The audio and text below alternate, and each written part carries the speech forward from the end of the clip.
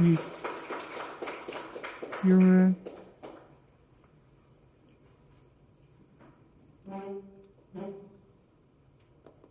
Hello. My name is Mike. I'm alcoholic.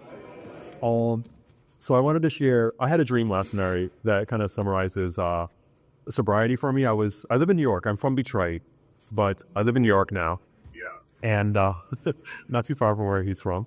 And I love the Empire State Building. It's just grand. It's old. It's huge, and it has this observation deck on the top.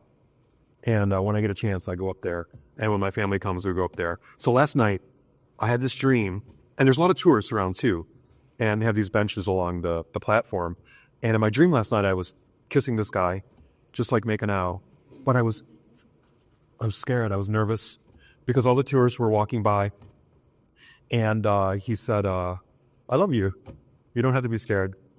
And then there was this gold brick in my hands, like from Fort Knox or something. And I just couldn't understand what to do with this gold brick. And I wanted to toss it over the side, but then I thought it might hit somebody on the head or something. And then the alarm went off, and I woke up, and I just like realized that that's how I feel about my sobriety. That's like I have love. I feel loved here, and there's a lot of people that I love in the program. And it makes me feel rich. And I feel so rich from the program that I just don't know what to do with these riches, you know? And that's why I keep coming back. So I'm going to share a little bit about, in New York, what we usually do is whatever month it is, like that's the month that that's the step that we concentrate on. And so, there's two meetings in New York that I love. One is called Follies, and we like jokingly call it fossils because everybody there has like 40 years of sobriety. They're like ancient. And my sponsor was like, you need to go to like Follies. You know, it's like there's good sobriety there. And I was thinking Follies was like a stage show, and I was thinking like sequins and gowns. It's like in a brightly lit basement. There's no bells and whistles. This is like the most plain Jane thing you could ever imagine, you know. And at first I didn't want to go there, but you know, I keep going back there, and I've learned a lot. My other favorite meeting is called The Young and the Methless. And The Young and the Methless is the complete opposite. It's like in this like gothic weird church with like spirals and like red carpets and like giant like thrones, you know? And like everybody is like young and methless, you know, except for me. I'm like the daddy, you know? And but there's so much love in that room. And there's so much energy, and the people are so close to just surviving death that it reminds me of how close I came and how far I've come too. So this is the 11th step prayer that I love so much. And this like really kind of sums up why I keep coming back. It says, Lord, make me a channel of thy peace. Where there is hatred, may I bring love. Where there is wrong, may I bring the spirit of forgiveness. Where there is discord, may I bring harmony. Where there is error, may I bring truth. Where there is doubt, may I bring faith. Where there is despair, may I bring hope. Where there are shadows, may I bring light. Where there is sadness, may I bring joy. Lord, grant that I may seek comfort rather than to be comforted, to understand rather than to be understood, to love rather than to be loved. For it is in self-forgetting that one finds. It is in forgiving that one is forgiven, and this is like the part of like the Catholic part that is not really part of my religion, but it is by dying that one awakens. And so I think I sort of died in a way. My addiction died, but it sort of died like a zombie because it's like it keeps coming back. You know what I mean? No matter how many times I try to slay it, it's like it's right there. You know. So I aspire to like all these things, you know, and I haven't obtained many of them on a regular basis, but I obtain some of them all the time, you know? So that's like, and that is the very opposite of what it was like when I was like, you know, homicidal and suicidal at the same time. Okay, so I'm very nervous. My sponsor is an actor, and he said that just let God speak through you, and you don't have to worry about anything. So I'm just going to share my traditional experience, strength, and hope story. So I I'm gonna go way back. My parents met when they were teenagers, and so they had a lot of energy and a lot of. They didn't graduate from high school. They just fell in love, and they started having kids. And we had a tiny house, and I was just a wild kid. So when I was really small, I realized going trick or treating was my favorite holiday. I had this pillowcase that was almost as big as me, and I realized that as the night progressed, everybody should start dumping their candy in this bag. So I bet before it was it could have been minute, I have no idea. I'm just a little guy, I'm dragging this candy bag, just knocking on doors, and people would just either say get the hell out of here, or they would just give me all the candy, And that's what my addiction was like. I just wanted all the candy, My dad, and my mom were racing around the neighborhood. I was way on the other side of the double wide road. They couldn't believe it. They had called the police.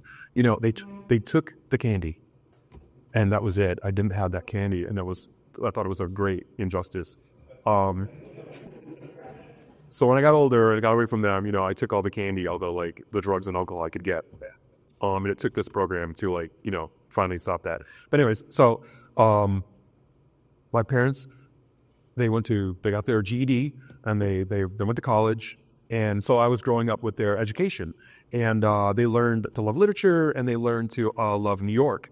And so they would disappear, and it was a disco era, And so they would go dancing in New York. They'd just drop us off at their grandparents' house, and I would say, I want to go to New York, And finally, they said, when you're old enough to appreciate New York, we'll take you to New York.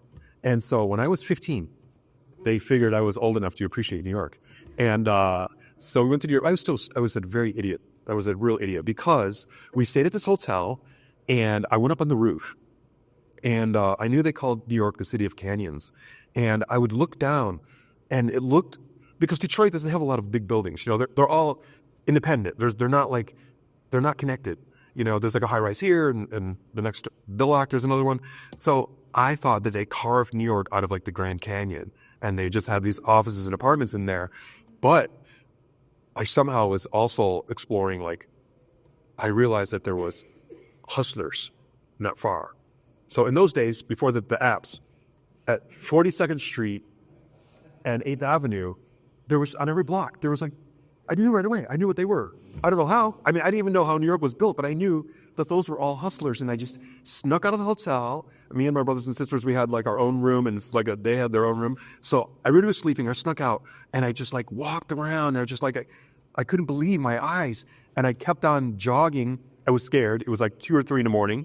I kept on jogging. I went all the way down the west side, and there was a bar. It's called The Spike. I don't know why. I'm a 15-year-old kid. There's a doorman, and he just lets me in. And the first bar I'd ever been in, and they were fornicating on the pool table. I had never seen gay sex. I didn't even know I didn't know what was what, but I knew that that's the right way to use a pool table, And and when I got back to New York, I never told my parents. I just told my mom, as a matter of fact, just a couple of months ago, and she was like, "What?" I figure, you're 82, you can understand it now.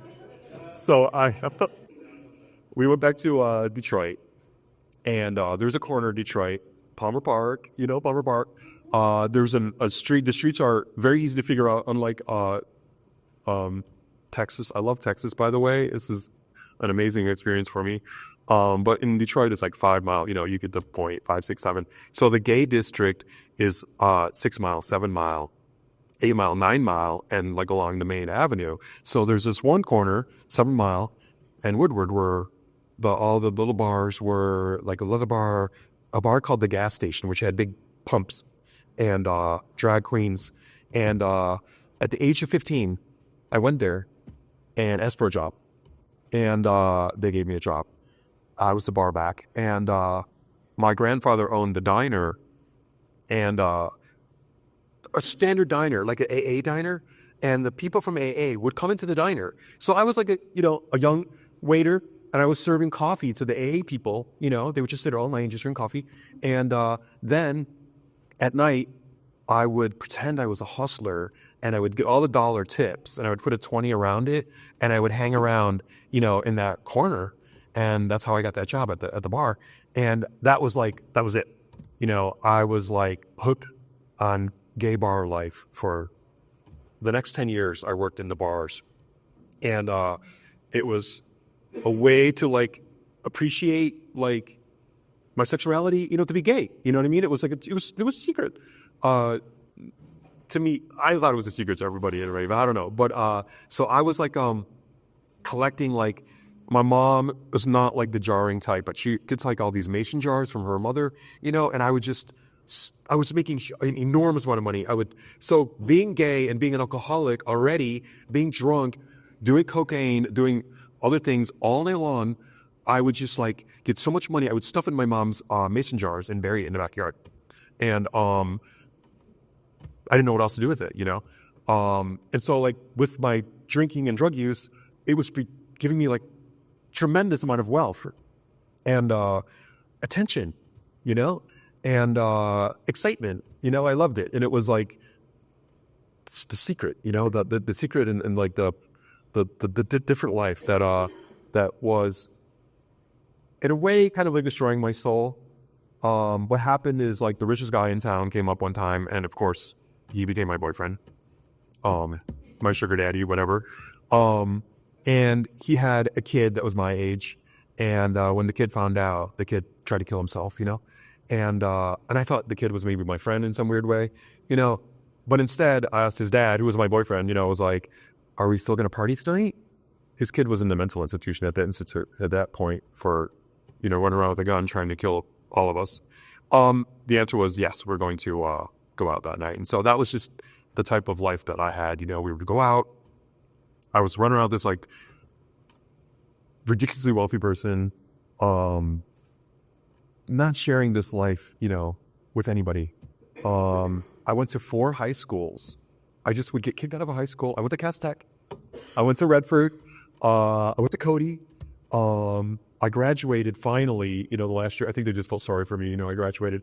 And then I got into college as, I don't know, it was kind of like a program for like disturbed kids or something, So I ended up going to college, and it was beautiful. I still worked at the bars. I went through college, and life was taking off. I continued that way until there was a place called the Red Door in Detroit. It's an after hours bar, and I would be so wasted. After the bars closed, I would go there, and I would just leave that place, and I would go to New York. Like, I remember one time the hood of my car, and the winds, it's very windy in Ohio, and the hood just like flipped up, and like crap got caught in the windshield, and I thought I was going to be arrested again. But I had been arrested for drunk driving before. The cop came, and I couldn't really talk. I lost my ability to like communicate. And the cop took me to like the roundabout, where the gas station is. He got me some duct tape. I was trying to get in the back seat, but he's like, no, you can sit in the front. He thought I was like, a little slow or something. And he like taped my windshield up and put the hood back down and taped it and set me on my way. And I came to New York and just tried to have my life that way. I don't want to get too much involved in a drunkalog, but I could go on and on forever. So what happened finally is I'm living with this guy. We have this apartment in New York. Life is pretty good, but I'm waking up every morning totally wasted. Like I had a very interesting job. I was a film location scout and production coordinator. So I would like take photographs of like all the interesting buildings or apartments, whatever anybody needed for a film. And I would then you turn that to the producer, and he takes a look at that, and then you go and make that little contract. I was kicked out of like my grad school, and so that's what I was doing. And I was living with this very effeminate Nelly guy. We had an apartment. He couldn't kick meth. He jumped off a bridge and killed himself. And we had another friend. He was one of those really rich New Yorkers, like from the Mayflower, with a mansion in the Hamptons. and he was my age, and he died of a heart attack during like a mess binge. There was another guy that was in our group, and his name is Brandon, and he got sober. So of the four of us that were together, like all the time, the two of us that got sober are still alive and like loving life, you know, and that the two of us that like didn't are just gone. And so that's my recommendation, you know, for sobriety. It's just got to keep with it, you know. So what happened is the last night, I'm just gonna talk about the last night now. I try to cut the drunk log, like it's step zero. I'm like, I don't want to get stuck on step zero. I was out with my best friend, and we got wasted as usual. I woke up with this feeling that my body was just covered with scorpions and hallucinations, and I just wanted to make it stop. The only sober person we knew was my best friend's partner. And that person is my sponsor today. I just talked to him. And so I went to the meeting that he always goes to, which is called High Noon, and it's at noon. And it's at the LGBTQ Center. So if you're ever in New York, you know, at noon, there's an enormous meeting there. And so I went there looking for him, and I just wanted to tell him, like, what happened? You know, it's like, I wake up every morning puking. Sometimes my boss calls me on Tuesday to find out where I am, and I don't even know what day it is. You know, I had to have that stop, you know? And he treated it like it was life or death. And it was. And like I said, he was an actor. So like right away, we were on the steps. And he said, the way you learn the steps is you learn them in an outline form. You just go through the whole script and you learn it the best you can, and you fill in the details later, you know? So right away, you know, I came to believe that I needed some higher power. I didn't have a higher power. I knew my life was unmanageable. So my choice for a higher power was the wind, because like when I was just totally wasted, feeling really down and trying to get sober, I would just run. I live in the north end of Central Park, and I would just run as fast as I could. And I would just run, and I would just, feel and hear the wind in the trees, you know, and I felt that, you know, and we wrote all this stuff down, you know, we would meet every week. And I love this about the program. I love this idea of we're just working towards something, you know, to find a sponsor. Is there anybody here that's in their first year? Okay, so if you don't have a sponsor, find a sponsor, because it's like, that's just somebody that understands the steps in the program a little better than you do, and maybe understands like your predicament better than you do. And they'll take the time, you know, to help you. So, what I did was, I went to his house, you know, and we would like go through like the big book, which I brought. It's my same big book. And we would just go through the steps, and we would like study them, you know, and we'd write it out like in longhand and talk about it. So when it came to like the fourth step, I just had to write just this list of like resentments and anger, and like, you know, this sense of like, my dad was like, you know, he was a young guy. He was like, he started this family. He didn't have any money. He was violent. He was, you know, abusive. I had him on my fourth step, you know, and later when it came to the ninth step, my sponsor was like, you have to start making amends to everybody, including your father. And so I made amends to my dad, even before I still had so much resentment towards him. One reason is because he would stay up, like, you know, they loved cocaine. They would just stay up and they would be high. And my dad would just like quiz me about school. Like, I didn't want to go home. It was just like torture just to sit there, like knowing that he was going to be there, you know, and not knowing what was going to happen. But I made amends to him. And he just sat there. My dad has a lot to say about everything, you know, and he didn't say anything. He just sat there and he said, thank you. And that was it. You know, my dad died 2 years ago at Christmas, of a heart attack. He was 82. And, I gave him CPR, you know, but in time, it wasn't good enough though. You know, it was his time to go. I realized he needed those amends. He really appreciated them, because, there was this, what we call a trap house in Detroit. And that is where everybody goes to get high, like all night long, anything goes, you know. And, he went to that place, you know, with this big pipe and just smashed it up looking for me one time, you know? And he wrote me this long letter. It was pages and pages of what was in store for me. And, so we kept that letter. Me and my friends, we'd read it and we'd just laugh, and now I can't find that letter, and I wish I had that letter. He got me out of the jail, which is a very embarrassing circumstance. I'm going to tell that story just a little bit because, I was hanging out with this hustler, very hot guy, and the cops pulled us over one time. I had a big handle of Jack, my favorite drink in the world. Not anymore. And he was this hustler, and so he offered sexual favors to the cops rather than having us arrested. And it worked. The next time, it's like I was so wasted. I don't know. I had drugs in my pockets. I was like a wreck. I tried to seduce the cop, which is he had me in handcuffs. I was covered with vomit. I was in the back seat. We're passing and we weren't in Detroit anymore. So there's a big difference between Detroit, on 8 Mile. It depends on what side on 8 Mile, they're not so serious, on the south side of 8 Mile. But if you're north, it's bad news. So it's we're passing the Hampton Inn and the Motel 6. And I was like, Motel 6 is on me, And, at that time I was working for the county prosecutor. So, I got kicked out with the law school. I got kicked out, I was wasted. And, he was like, no. He's took me to the little county jail, north of 8 Mile. And, the cops just banging on the cell, all night long with that shift changes and everything, just laughing at me. It was the most embarrassing thing. So that was another reason I had to make amends to my dad, because he had to go and get me out of that circumstance, So I had to make amends also to another person. His name was, his name was DJ. And, my life was such a wreck that I chose as my boyfriend, a Republican. I'm not a Republican, military, born again Christian. He was all these things and gay. And, so I thought he's the opposite of me.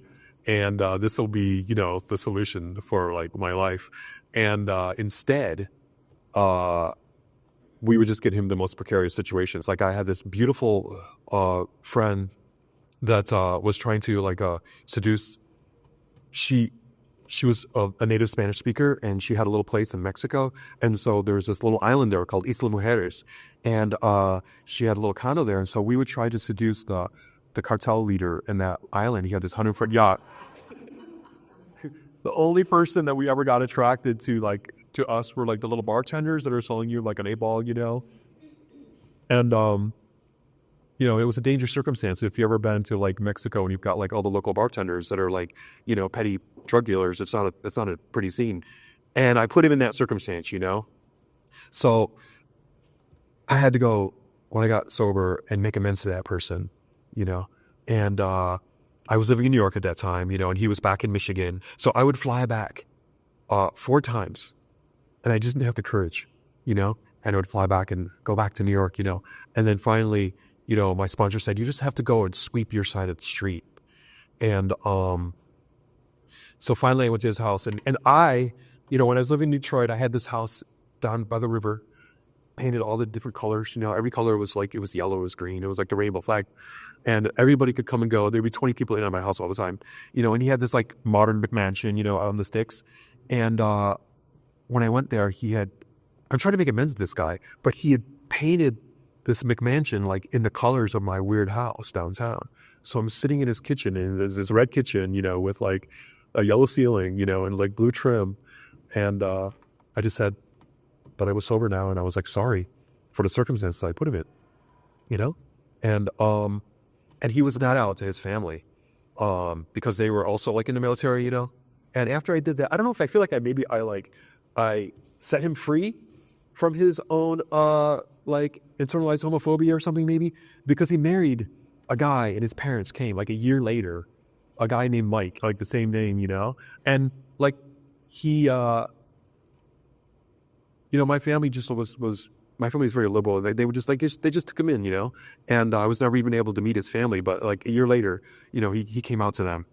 So that's one of the surprises that happen, in this program. It's you offer this sense of you try to make things right for people if you did something that maybe was detrimental to their own life, and they appreciate it, in some weird way, it changes their whole way of thinking, And so the idea that this guy that he would sniff all the time, you know what I mean? That he was actually walked down the aisle with another guy with his parents there. It's it wasn't me. I kind of wish it was, but it was another guy, And, so that was something that happened at the events. So my sponsor said, just let God speak through you, but I took some notes because it's I want to touch on some of the things that that I have done in sobriety that are really important. And some of the people that have been so remarkable to me. One time I had to make amends to my mom because she was really close with this guy that was super successful.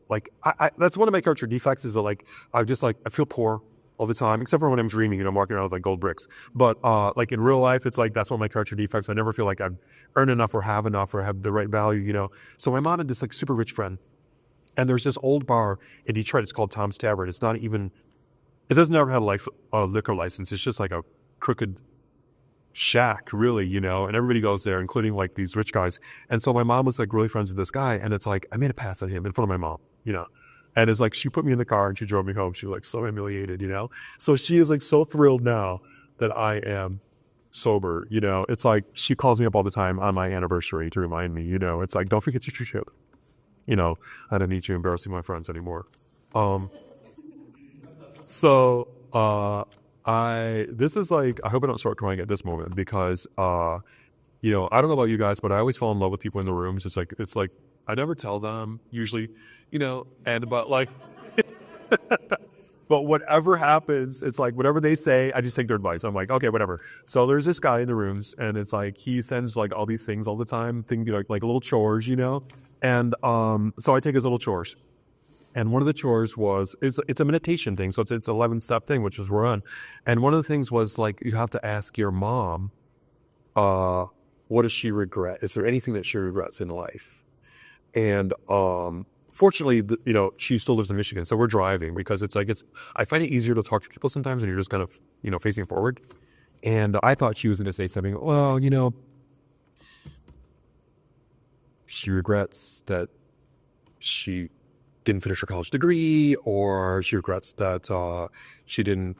I don't know. I didn't know what she was going to say. I thought it was going to be something along those lines.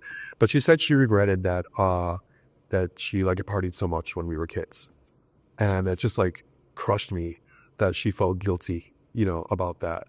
And they did. They party all the time. It's I would just me and my cousins and everybody, we would just be running around all wild, and then we would listen for the car.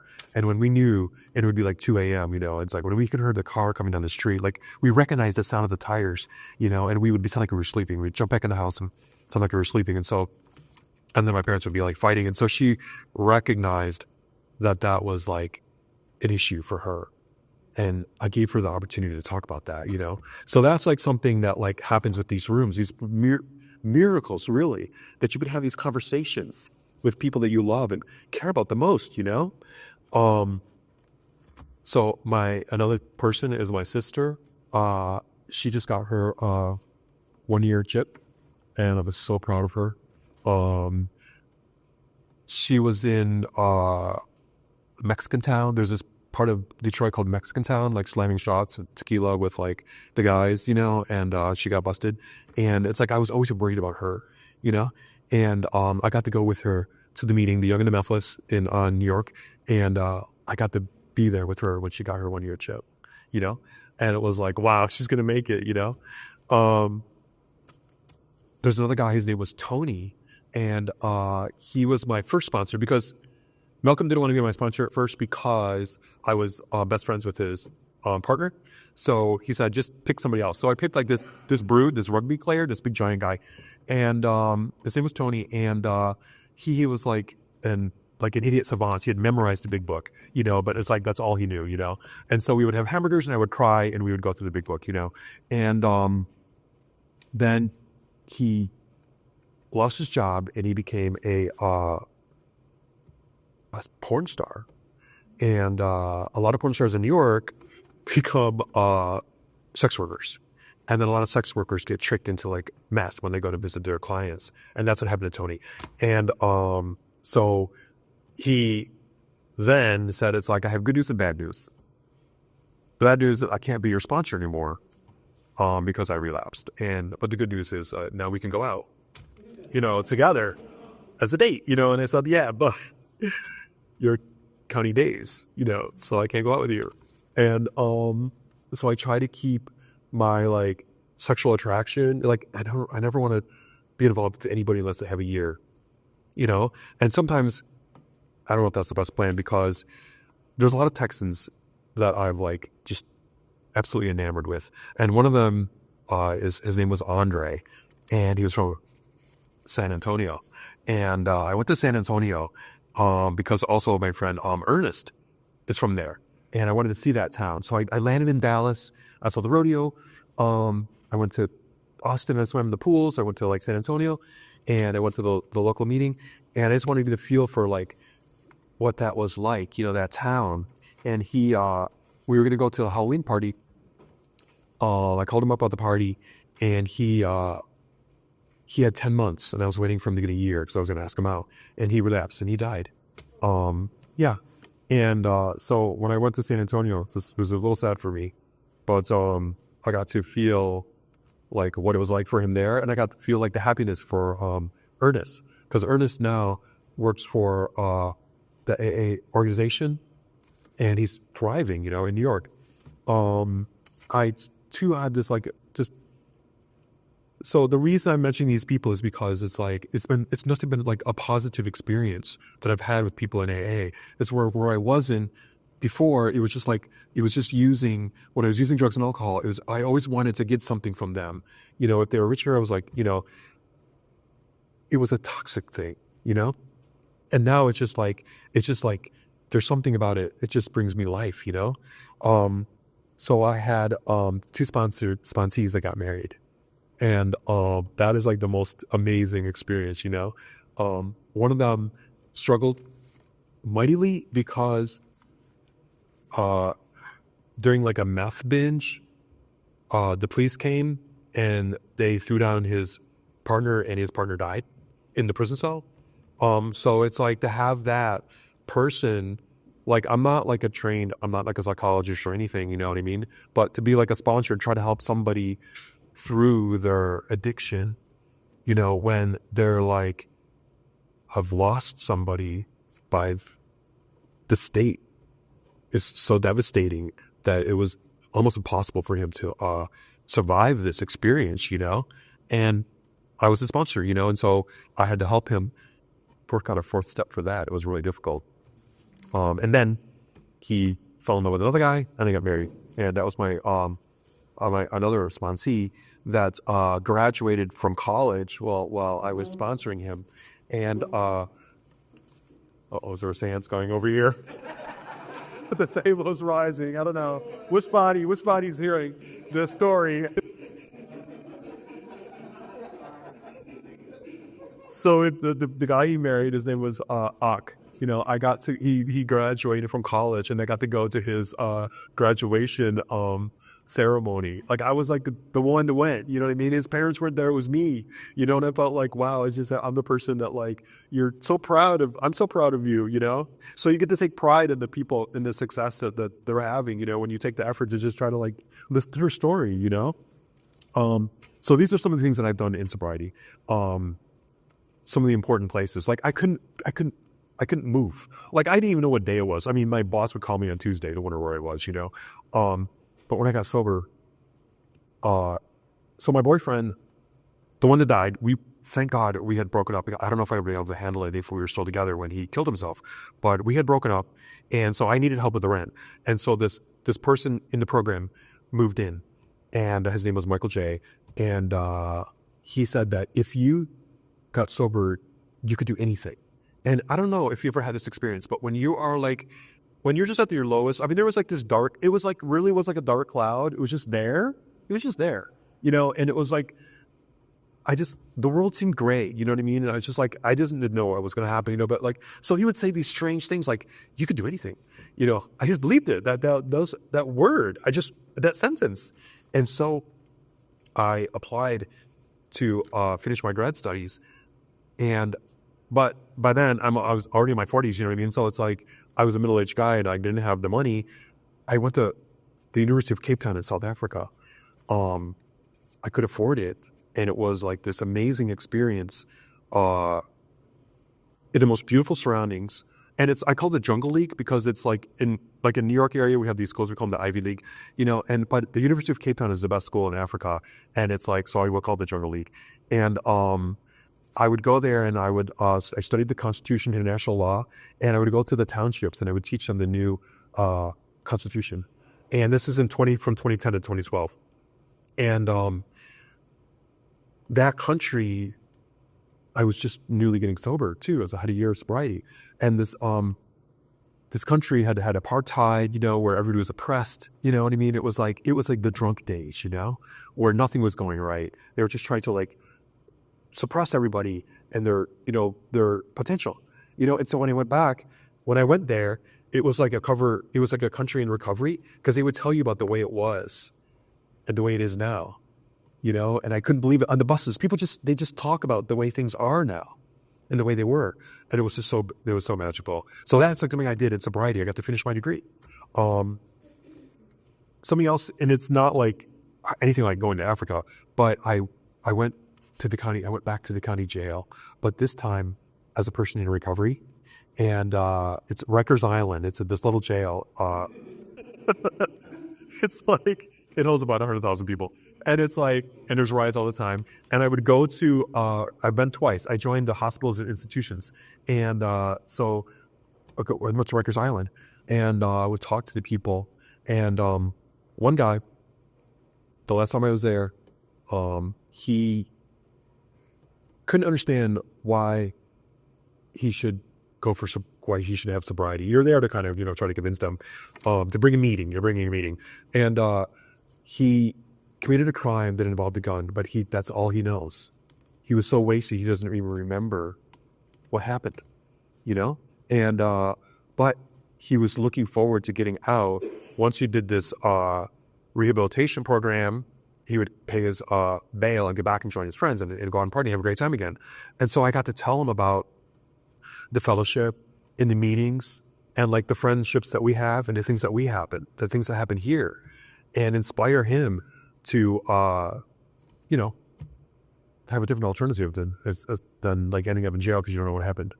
Another thing that I do is I write letters to people that are incarcerated, and that's like that's the strangest thing. They'll give you like a prisoner from like the farthest place that you are. So it's like I get letters from California, and in California, in this one prison anyway, there is a years long waiting list to go to a recovery meeting. So I was the recovery meeting, and this guy was in a gang, and all these terrible things happened, and like he didn't know when if he'd ever be out, and he would just write these letters to me, about his experience in recovery. He was actually a much better letter writer than I am.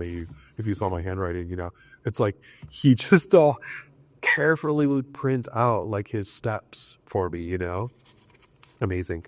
And then I also go to like the detoxes in New York, and there was this young lady in one of them, and she's like trying to like explain to me the difficulty she had in making it to rehab, because it's hard to get sober, it's like you try and it's like the courts try for you and everything else, and she was like, finally I got on the train, and I've made it, to like this detox.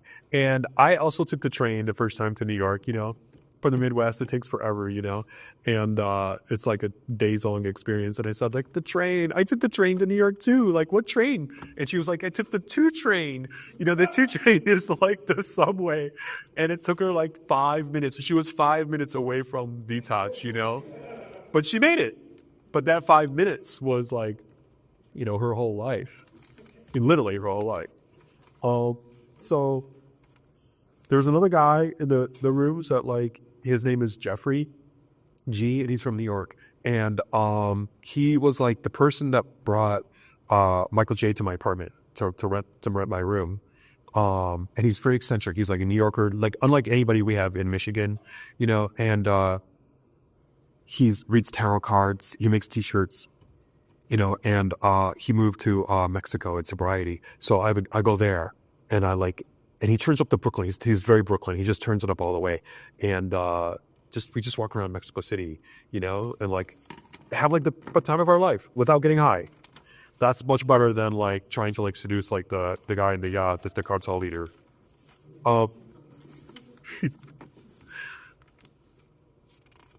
So there's been a couple people that I've helped in the rooms, and this is like what this little 11-step prayer that I read to you. That's kind of the the things that you can do to try to help. You never know, So I always ask people for their numbers. Like sometimes, and I'll forget. Like people will call me, I have no idea who they are, but it doesn't matter sometimes. So, anyways, one guy called me. He was in the bathhouse for weeks, just doing meth, and called me up and said, "You have to get me out of here," So I went there. I called the sponsor. We called 911, and 911 came. I don't know if you've ever been to like a bathhouse. Anybody? It's just imagine showing up there with like somebody's sponsor and like the EMTs and an ambulance outside. It's like everybody's in your towel and they're looking around, and they put my friend in the gurney, and like wheeled him out, and and he's like grateful, it was like that was an amazing experience, it's like, and now he's sober and he introduces me to other people when they're coming to New York because he moved back to his hometown, and when people come to New York, it's like he hooks them up with me, not sexually, but like to take the meetings and stuff like that. So there was another guy I had a mad crush on. Like I told you, I get crushes on people. So I had the crush on this guy, but I never wanted to like say anything. It's like he had time and I was just counting days or whatever. But we became like best friends. And one time he came to my place of business and he said, you need a better job. Like this is like really boring, And so I have a really interesting job now. He got me this job. He recommended it to me, and I never told him. He died of an overdose too. Another sad thing. I never told him that I had a crush on him, but I like became his best friend, and I got to go to his wedding. He got married, and then he got divorced, and so he called me to get to help him get his belongings out of the apartment. And they had a high rise with a terrace, and the husband discovered that somehow like the doorman or something had called him, and so it's like they got in this huge fight, with like, and I was able to break it up, and help Matt get out of there with his belongings, and he was like, "I'm so glad you were there because one of us was going to go over the balcony." So.